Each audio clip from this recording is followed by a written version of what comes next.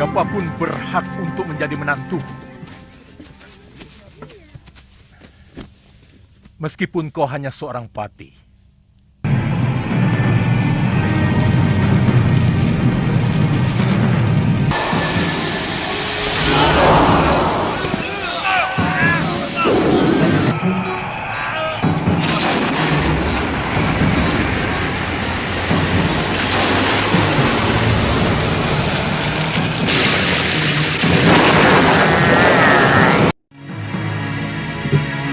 Saya heran, kenapa guru lebih mencintai Nyai Nila?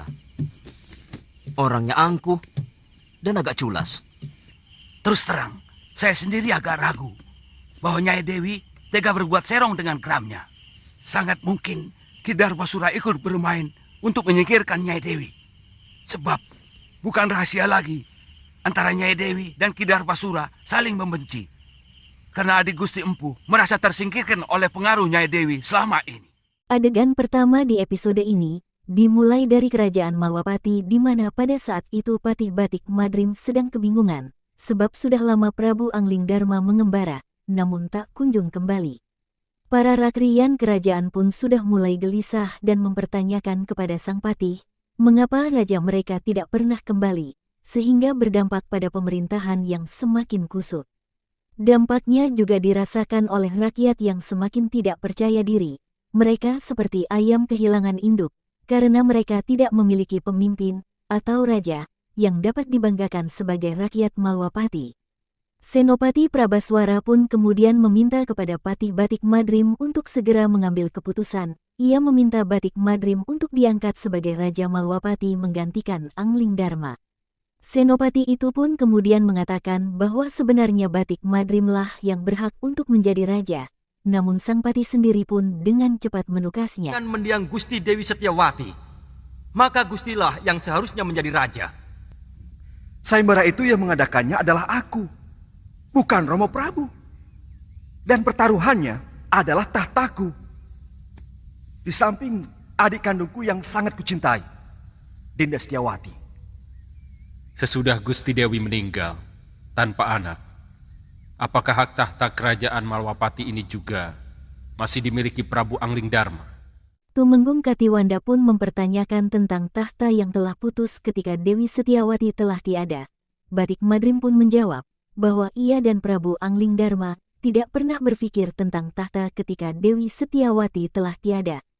Namun sang patih menjelaskan dengan tegas bahwa ia tetap rela Angling Darma yang memegang tampuk kekuasaan Malwapati, meskipun adiknya yang menjadi pertaruhan tahta tersebut telah tiada.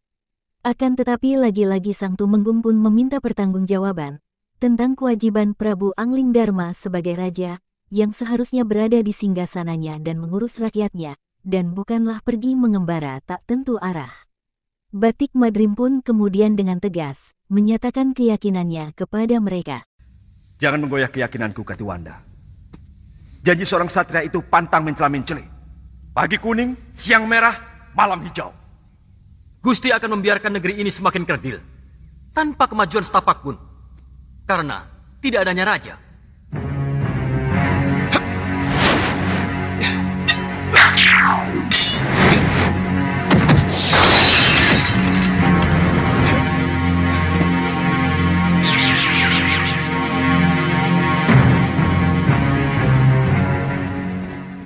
Ya, di tengah perdebatan mereka, tiba-tiba saja muncullah Prabu Angling Darma, yang kemudian langsung duduk di singgasananya. Semua pun langsung menyembah ketika melihat raja mereka datang. Namun Patih Batik Madrim merasa curiga dan tidak percaya bahwa yang ada di hadapannya kini adalah benar-benar Prabu Angling Darma, sebab tidak biasanya sang Prabu datang dengan cara seperti itu. Batik Madrim pun mengira bahwa ada orang lain yang sengaja menyamar sebagai Prabu Angling Darma, sehingga ia benar-benar tidak percaya terhadap sosok di depannya itu. Walaupun sang Prabu sudah meminta maaf, namun sepertinya sang patih masih saja tidak percaya. Bahkan kemudian Batik Madrim pun menantang Angling Darma bertarung, untuk membuktikan apakah ia adalah benar-benar rajanya, atau bukan. Sang Prabu yang mendengar kata-kata patihnya itu pun menjadi terkejut, Padahal sebenarnya Angling Dharma hanya ingin membuat sebuah kejutan dengan kedatangannya yang tiba-tiba seperti itu. Namun akhirnya, terpaksa ia meladeni sang patih yang salah paham dan kemudian lebih dahulu menyerangnya.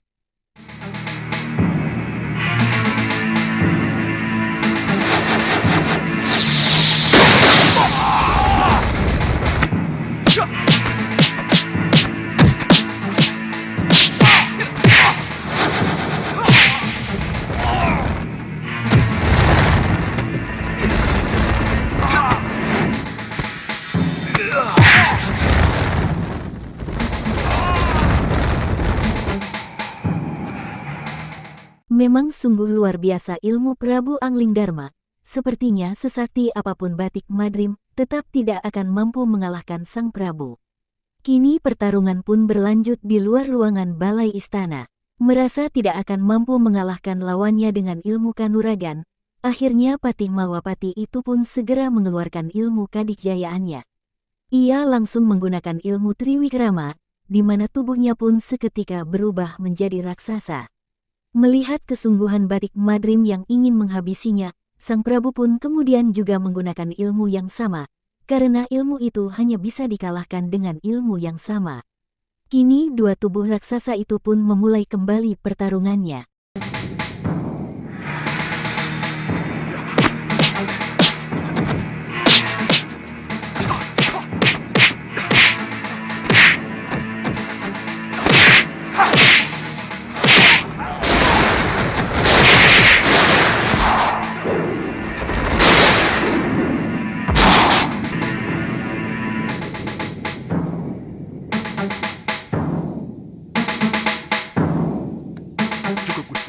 Percaya. Akhirnya Batik Madrim pun percaya bahwa di hadapannya adalah Prabu Angling Dharma yang asli, sebab hanya Prabu Angling Dharma lah yang mampu mengalahkan dirinya. Selanjutnya sang Prabu pun kemudian menceritakan kepada patihnya tentang pengembaraannya yang dirasa tidak sia-sia, karena ia bisa melihat langsung tentang apa yang terjadi di kalangan rakyat Malwapati, yang sejatinya tidak pernah disaksikan secara langsung oleh sang Prabu sebelumnya. Banyak sekali kejadian atau peristiwa buruk tentang rakyat, yang kabarnya tidak pernah sampai di Kedaton, karena semua berita buruk tersebut sudah disaring serta diubah oleh para rakrian dan pejabat kerajaan, sehingga raja hanya mendengar berita baiknya saja, seakan-akan rakyatnya adem tentrem tidak pernah ada permasalahan apapun.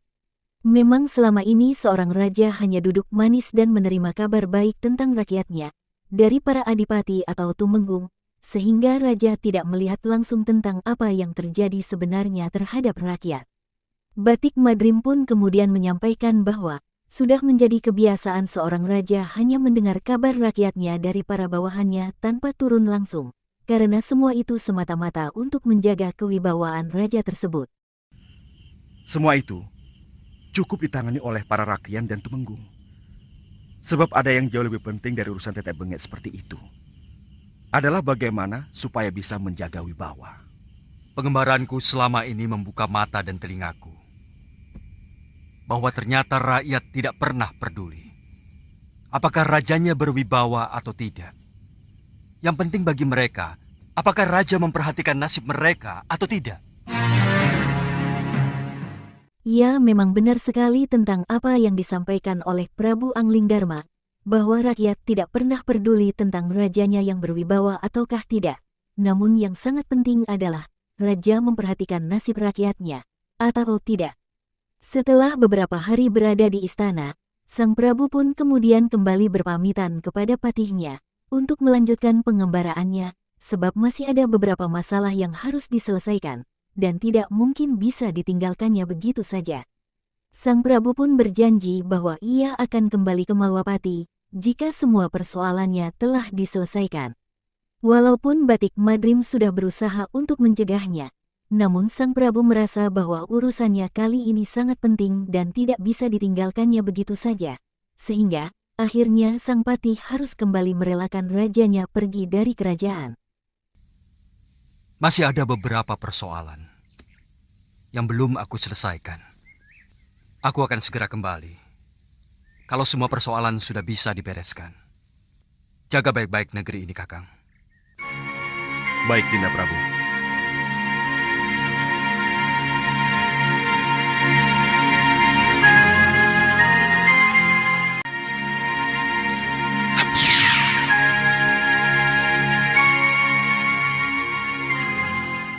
Pada adegan lain, di kerajaan Bojanegara, tampak Dewi Sekarwangi yang sedang berada di halaman kamarnya, dan sepertinya ia sedang memikirkan sesuatu sehingga membuatnya bersedih.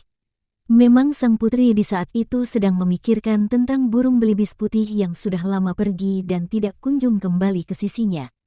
Ia juga sedikit menyesal karena pernah memarahi burung tersebut. Di tengah kekalutan hatinya itu, tiba-tiba saja datanglah si putih, sehingga sangat mengejutkannya. Sang putri pun sangat senang sebab yang ditunggunya telah tiba. Ia pun kemudian menyuruh seluruh emban-embannya untuk segera menyingkir dari tempat tersebut. Dan setelah semuanya menghilang di balik pintu, ia pun langsung menutup pintu kamarnya, sehingga kemudian belibis putih bisa menjelma menjadi Prabu Angling Dharma. Mereka berdua pun kemudian saling melepas rindu satu sama lain. Saya sangat cemas, Kanda Prabu tidak kunjung datang.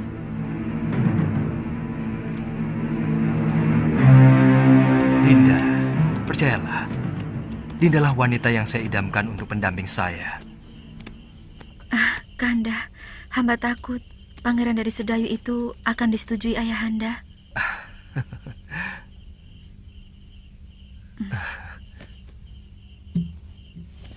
Siapa laki-laki itu? Ada yang melihat kita. Sang permaisuri yang melihat keberadaan seorang lelaki berada di kamar putrinya pun langsung melaporkannya kepada Prabu Bojanegara, sehingga hal tersebut tentu saja membuat sang raja murka. Ia pun kemudian segera memanggil para prajuritnya dan menyuruh mereka untuk mengepung dan menangkap manusia lancang yang telah memasuki kamar putrinya. Sedangkan Putri Sekarwangi yang mengetahui kalau para prajurit akan segera menuju kamarnya pun tampak sangat khawatir dan menyuruh Angling Dharma untuk segera pergi dari tempat tersebut. Angling Dharma pun kemudian cepat-cepat berubah kembali menjadi burung belibis, tepat sebelum Raja Bojanegara datang bersama para prajurit dan juga permaisurinya, atau Ibunda Putri Sekarwangi. Periksa kamar ini.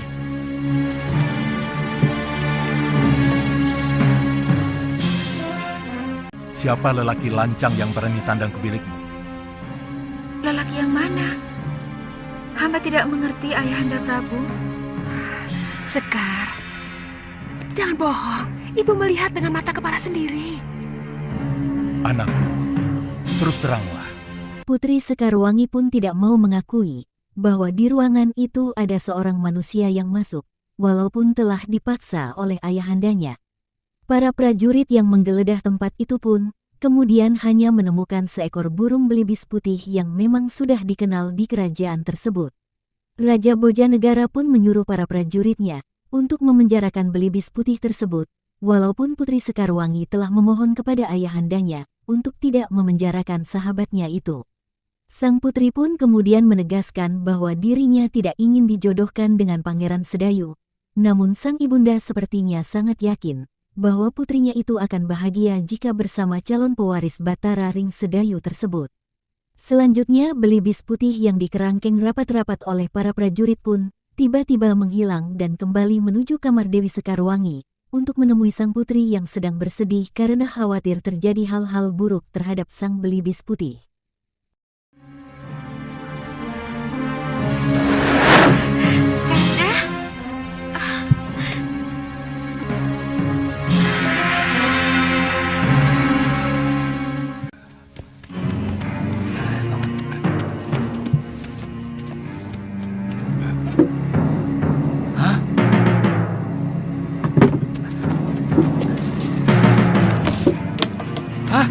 Burungnya berubah jadi kain.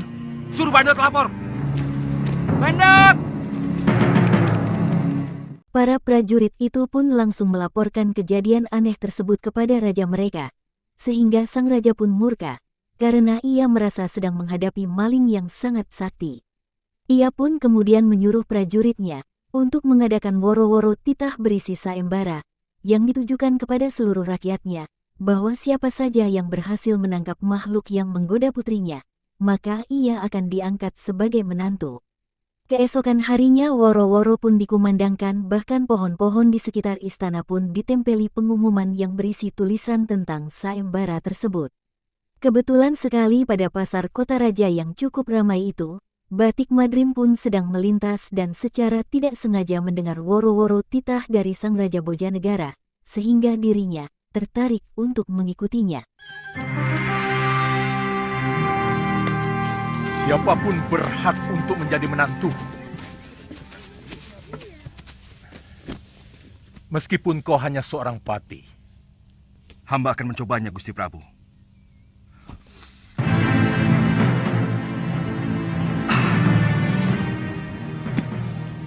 Boleh, hamba diizinkan masuk ke kamar Putri Paduka. Batik Madrim pun kemudian meminta untuk masuk ke kamar Putri Sekarwangi, dan sang raja pun segera mengantarkannya dengan senang hati. Perlahan mereka pun memasuki kamar Putri Sekarwangi dengan penuh kewaspadaan, sedangkan Angling Dharma yang masih sedang bersama sang putri pun merasakan bahwa ada orang yang akan datang ke tempat tersebut. Namun sang Prabu tampak sangat tenang. Lalu ia pun meminta izin kepada Putri Sekarwangi untuk bersembunyi di dalam permata kalung sang putri agar tidak ada yang bisa menemukannya.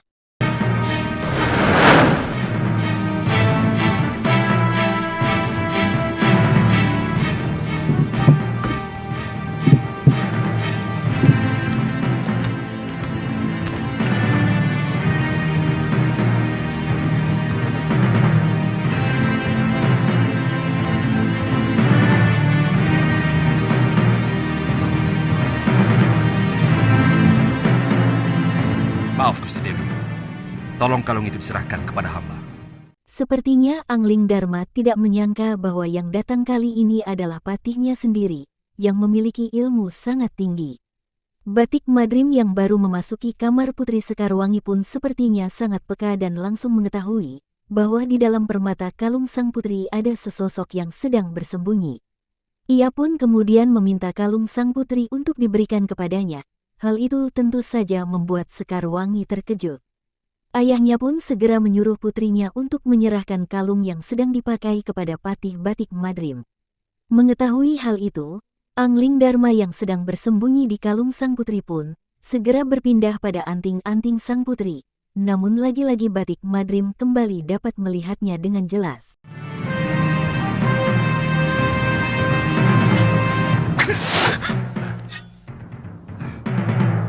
Aku rajamu, Kakang Batik Madrim. Kau mau membunuhku? Saya sangsi. Apakah Tuan benar-benar gustiku atau siluman yang mau mengganggu Putri Prabu Boja? Apa sebenarnya keinginanmu? Pasti bukan kebetulan kamu berada di Bojanegoro. Apa tujuan Kakang mengikuti aku? Sepertinya hal yang sama pun terulang kembali, seperti yang terjadi beberapa waktu lalu di Istana Malwapati. Memang setelah kepergian Angling Dharma dari kerajaan Malwapati, sang patih pun mencoba untuk mengikutinya. Karena ia sangat penasaran tentang apa yang sebenarnya dilakukan oleh rajanya itu di luar sana. Sehingga kini mereka berdua pun kembali bertemu dalam keadaan yang buruk, karena lagi-lagi Batik Madrim tidak percaya kalau yang berada di hadapannya adalah Prabu Angling Dharma. Prabu Bojanegara dan yang lainnya pun hanya terdiam melihat hal yang sulit baginya untuk dicerna. Kini keduanya pun bertarung sengit, dan seperti biasa, Batik Madrim sulit untuk bisa mengalahkan Angling Dharma, karena ilmunya memang masih berada di bawah Raja Malwapati tersebut.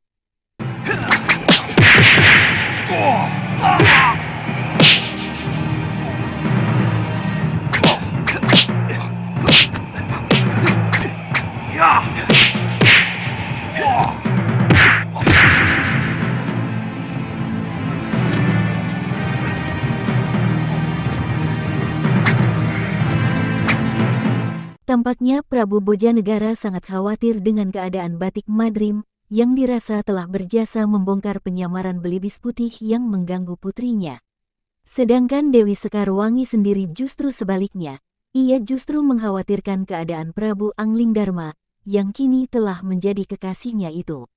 Pertarungan raja dan patihnya itu pun kini telah sampai pada puncaknya, di mana keduanya mulai mengeluarkan ilmu-ilmu pamungkas masing-masing untuk menjatuhkan satu sama lain. Batik Madrim tampaknya telah mengeluarkan ilmu Braja Musti, yang digabungkan dengan ilmu Lebur Saketi, dua ilmu yang belum ada tandingannya untuk saat ini. Sedangkan Angling Dharma bersiap menggunakan ilmu Meliwis Putih untuk menahan gempuran Batik Madrim.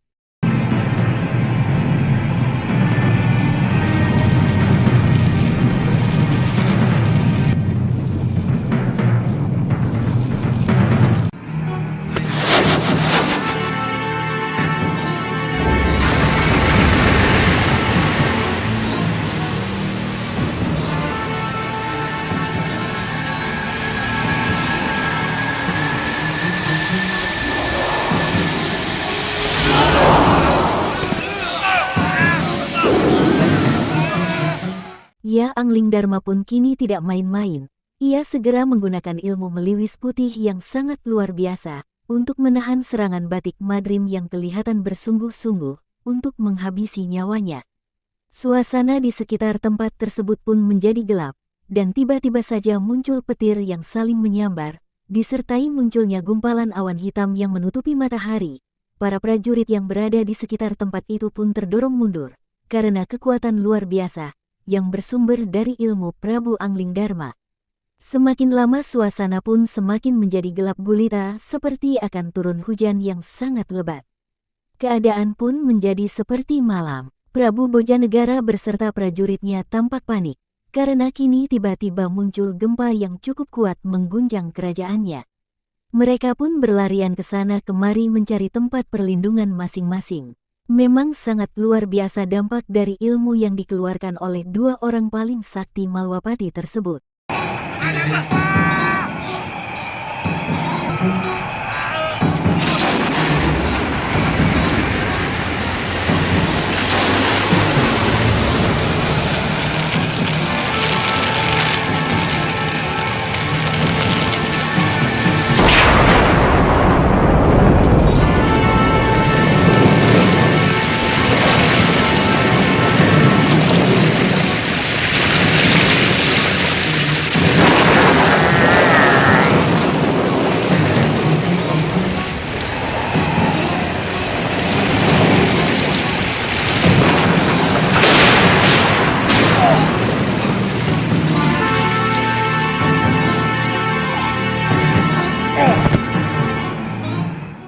Akhirnya lagi-lagi Prabu Angling Dharma lah yang berhasil memenangkan pertarungan hebat tersebut.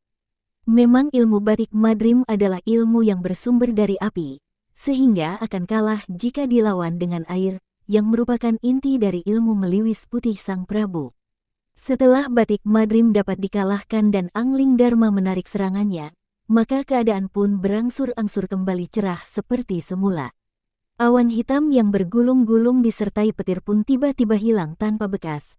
Hal itu tentu saja membuat Raja Bojanegara bersama permaisurinya, serta para prajuritnya menjadi kagum luar biasa, karena baru kali ini mereka menyaksikan ilmu yang luar biasa hebat dari kedua tamu mereka tersebut.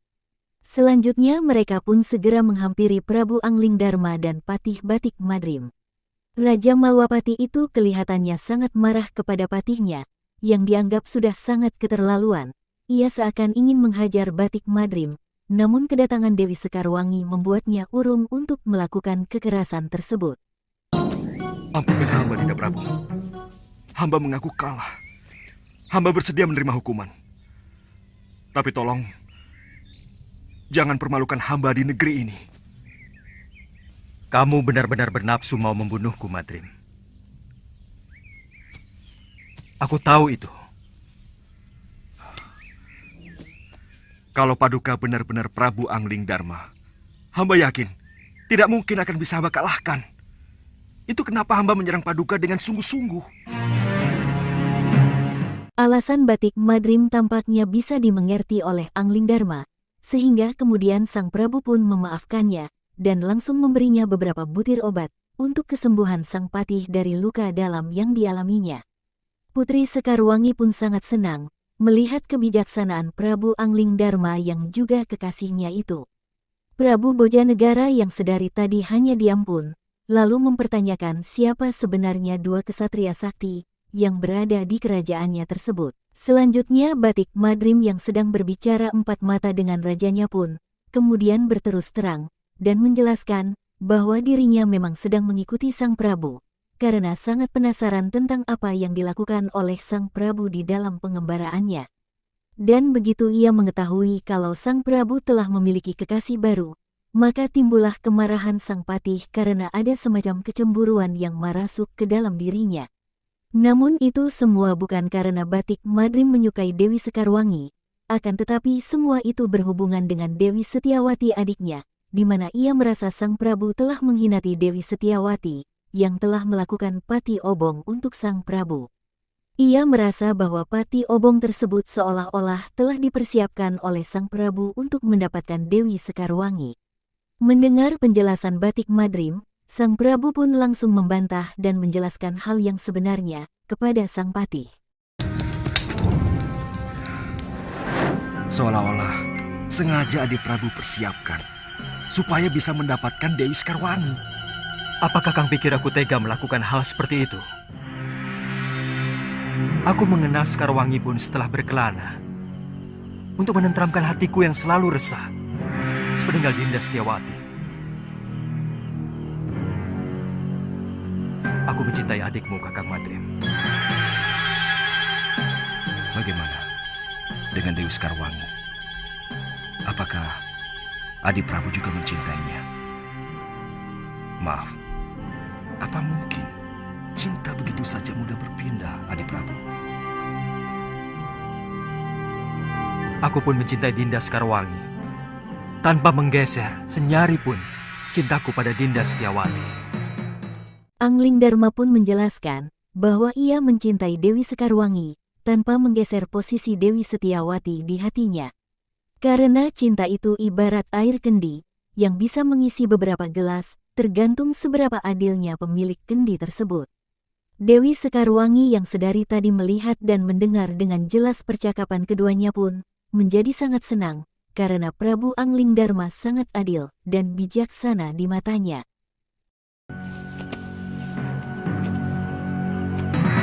Dinda Setiawati adalah belahan jiwa saya.